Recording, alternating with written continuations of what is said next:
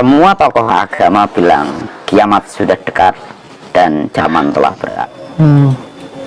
Sekarang ini Bali ini penting sekali untuk saudara-saudara kita di Bali ini agar tidak kehilangan yang terjadi saat ini, jazz ceremony.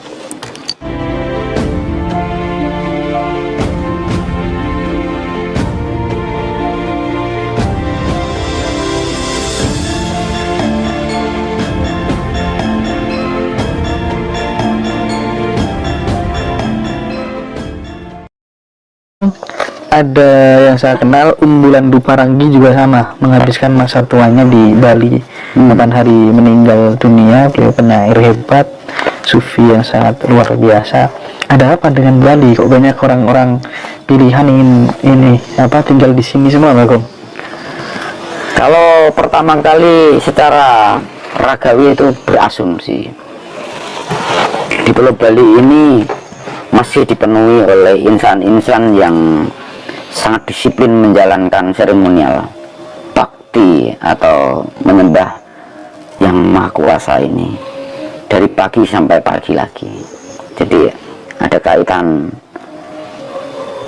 kehidupan rohani ini dijaga, ya kan, dari pagi sampai pagi bakti itu masih ada di Bali sesuai dengan adat dan tradisi. Ya. Nah, ini di Bali. Maka ketika kita ada di udara pun aroma harum pun sudah ada di awang-awang. Saat kita duduk di pesawat kan sudah tercium aromanya di sini. Nah, tinggal bagaimana seremonial ini dilengkapi dengan spirit power yang sesungguhnya. Di Bali ini istimewa karena sekeliling Pulau Bali ini ada mata airnya, di tempat gersang pun rumput subur. Aneh kan, di depo ini mata airnya jauh tapi tersiramin semua, kan, ini kasarannya gitu. Dan di Bali ini kalau insan-insannya itu tetap menjalankan seremonial dengan baik, dilengkapi dengan spirit yang sesungguhnya, jangan sampai lost spirit, jangan hanya seremonial saja, pasti indah. Kekuatan itu akan kembali mengharumkan Bali, dan Bali akan tetap luar biasa. Lihat aja relung-relung kontur tanahnya dan sebagainya, ini kan, ini istimewa sekali secara geografis. Nah, kita sekarang lemahnya adalah di demografinya, di kependudukannya, di people-nya. Saya merasa di Bali kehilangan human, tinggallah people yang hanya dijadikan objek. Sekarang ini Bali people-nya hanya sampai jadi objek, belum jadi subjek. Oke. Jadi senang jadi tontonan, dan mengabaikan esensi yang sesungguhnya. Bagaimana kita itu mulai dari maturan, bakti, mungkin bikin pejati, bikin tantanan, bikin aneka ini dilupakan. Misalnya aroma ini untuk siapa, aroma ini banyak yang tidak tahu. Generasi muda ini banyak kehilangan jejak dan banyak dirusak dengan beredarnya aneka tua palsu, ya kan? Anak-anak muda sekarang tenggelam dalam kemabukan, rusak, jarang yang mengikuti orang tuanya yang jadi juru mangku, jadi pengayah atau pelayan umat. Ada monopoli unsur-unsur tertentu yang tidak disampaikan pada people, sehingga generasi muda ini tidak tahu esensi seremoni. Ini penting sekali untuk saudara-saudara kita di Bali ini agar tidak kehilangan kekuatan spirit ini, sebab yang terjadi saat ini jazz ceremony, lost spirit. Kan nggak lucu kalau kita bakti kita di orang pada kesurupan di pura, di tempat suci, kan nggak lucu. Kalau tadun, negara rawuh itu pasti teduh sekali. Orang itu kalau mendapatkan directing spirit power itu teduh sekali. Orang lain nggak tahu. tapi yang disentuh sembuh, yang diucapkan diberkati, di mana kehadirannya semesta raya itu indah sekali, mudah sekali melihatnya. Kalau kita berada di suatu tempat cakrawalanya indah, berarti kita dalam clear off.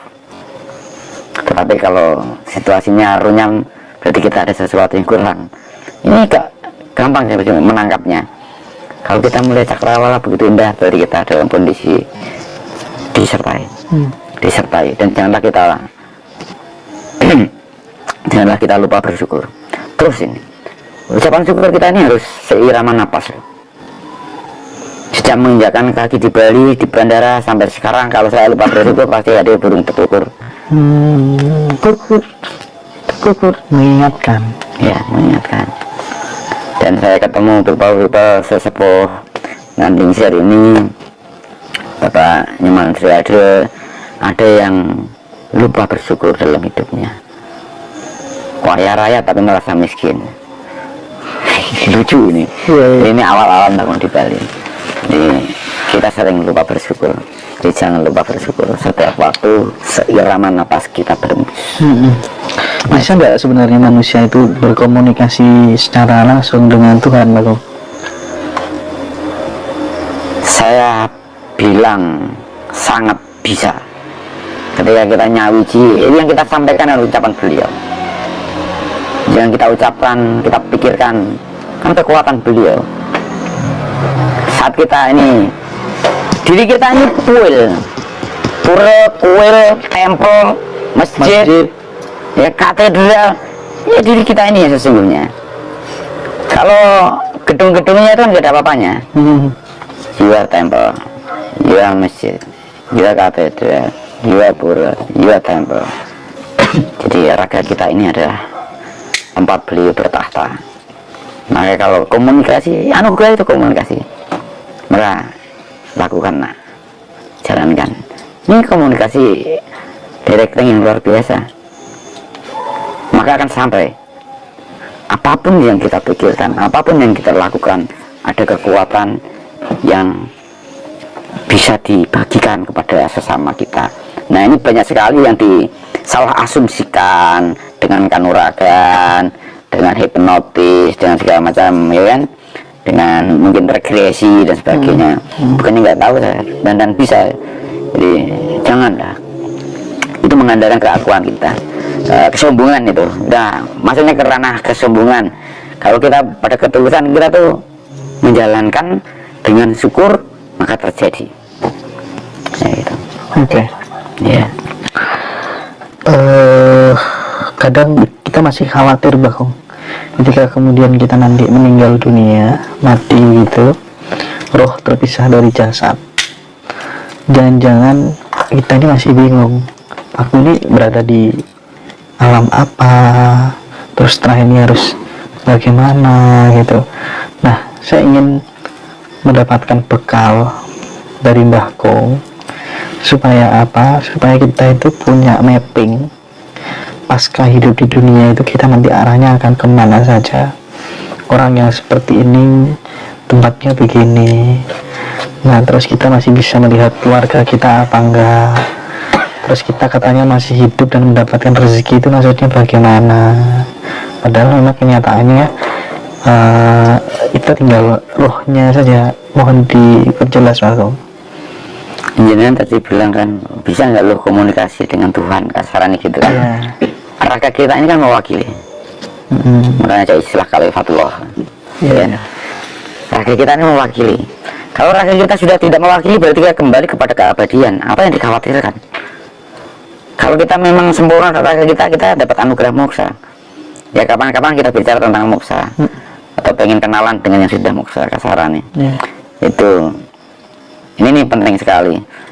Nggak ada yang perlu dikhawatirkan ketika raga kita hancur. Nggak ada, karena rohani kita abadi. Sangat bisa dibuktikan kalau di Bali itu ada istilah penurunan dan sebagainya, atau menghadirkan kembali mereka yang sudah tiada berfisik. Ya jawaban orang banyak kesurupan itu kan jawaban. Kalau roh itu abadi, tetap hidup. Jangan menyalahkan istilah iblis, setan, nggak boleh. Jangan. Itu sebenarnya roh manusia. Ya Ya pastilah. Jadi kamu nggak kenal iblis, nyalain iblis, nyalain setan. Yang hadir ke saudara-saudara kita ini sebetulnya kan mereka yang lepas rohnya ini tidak sengaja, mungkin terbunuh, tertabrak, tersembelih dan sebagainya. Itulah yang dia mencari tempat untuk pengakuan atau eksistensi bahwa dia ada. Iya, makanya ada kerawan, ada kesurupan dan sebagainya. Ini jangan nyalin setan, bukan, atau tidak boleh. Ya kalau misalnya ada cucunya beliau ini yang tiba-tiba ngomongnya kenceng, nggak seperti biasanya, ini bisa buyutnya, bisa kakeknya. Masa orang kayak saya ngusir buyutnya? Nggak mungkin. Makanya penting ketika ada anak yang kerawan, kerasukan dan sebagainya, ya kita harus paham kalau rohani siapa yang datang pasti tahu, otomatis. Ya mungkin kita menyanyiakan yang rawuh. Jenengan ketemu Mbak Kong masa tahu sih kan enggak? Ya kan, kakekmu datang masa biasa terima gitu kan? Jadi harus ada komunikasi cantik. Nah di sini ada yang menyalahgunakan, ada yang belum paham tapi sok tahu. Ini banyak sekali. Nah ini beliau juga mengalami peristiwa-peristiwa yang sifatnya illogical tapi terjadi dengan bahasa-bahasa physically kan, yang sifatnya ekstrim kayak gitu. Itu banyak sekali. Banyak sekali. Pertanyaan terakhir barangkali Mbak Kong. Banyak orang berdebat tentang Satrio Piningit. Banyak orang dialog di beberapa tempat, khususnya para praktisi spiritual, bicara tentang Ratu Adil, bicara tentang akan terjadinya bencana dan lain sebagainya yang menimpa Nusantara atau Jawa dan seterusnya. Apa yang ingin Mbak Kong sampaikan? Ratu Adil, Satrio Piningit itu kan apa yang kita ucapkan. Sangat kebijaksanaan ngolah Ratu Piningit, Satrio Piningit, Ratu Adil. Apa yang kita ucapkan, kita bijaksana, penuh kasih sejati, itulah sesungguhnya. Jadi bukan sesuatu yang dinanti-nanti, enggak. Kalau you bijaksana, you juga Satrio Piningit. Satrio Piningit ini kan aduporo, tembung kiasan. Apa yang kita ucapkan ini kan tersembunyi, nggak nampak kan ucapan kita ini, tapi orang mendengar, ya kan? Nah, jadi sosok-sosok yang bijaksana inilah Satrio Piningit. Mungkin diwakili tukang beca, mungkin diwakili prajurit, mungkin diwakili polisi, mungkin diwakili petani, mungkin diwakili seniman kayak Mbah Kong, diwakili spiritualis kayak jenengan, diwakili oleh teman-teman kreator. Ini penting sekali. Jadi kalau kita itu sok meramal, sok nujum, nanti bakal menyanyi BMKG, bakal terjadi bencana. Sekarang setiap tokoh agama bilang kiamat sudah dekat. Zaman telah berakhir. Pernah terjadi tidak akhir zaman? Ini kan, ketika seseorang yang mengaku paranormal bilang tahun 2012 terjadi kiamat, apa kata sesuatu yang disampaikan dan Mbah Kong publish di sebuah media sosial? Beliau akan berakhir di tahun itu. Beliau akan berakhir di tahun itu. Boleh dicek di Facebook, masih ada setelah teman Mbah Kong itu. Itu anugerah yang tidak main-main. Dan saya hanya menyampaikan hal itu pada 2 orang saat itu. Yang satu namanya Gendoro Sulung, yang satu namanya Yosiang. Dan ketika ingat langsung mereview. Keyakinan Mbah Kong terhadap kiamat itu terjadi di Jagat Alit, manusia sendiri atau memang Jagat Ageng ini akan berakhir? Kan dari dulu barangkali anak moyang kita juga bicara kan tadi Mbah Kong singgung, semua tokoh agama bilang kiamat sudah dekat dan zaman telah berakhir. Ya zaman kita masing-masing. Kalau you sengsara itu you kiamat. You sukacita, happy dan glory, ini sebetulnya anugerah yang tiada batasnya. Kiamatnya di diri masing-masing. Kalau kita sudah tidak bisa menikmati hidup, tapi kalau kita mampu mensyukuri hidup, itulah kita mendapatkan nilai yang luar biasa yang dikiaskan dengan surga dan neraka itu tadi. Neraka itu kehancuran diri pribadi, surga itu adalah anugerah sukacita kebahagiaan karena mampu mensyukuri apapun. Gitu. Jadi tak perlu nunggu mati kalau pengen masuk neraka dan surga. Jadi itu kan kiasan, tembung anduporo kan kiasan. Jadi jangan dimaknai secara verbal gitu. Kita ini orang akademik, mestinya paham bagaimana itu bahasa susastra, bahasa sastra, atau bahasa keguyon gitu. Ini penting sekali. Kita banyak tersesat karena tidak mampu menginterpretasikan apa yang kita analisa. Ini persoalan penting.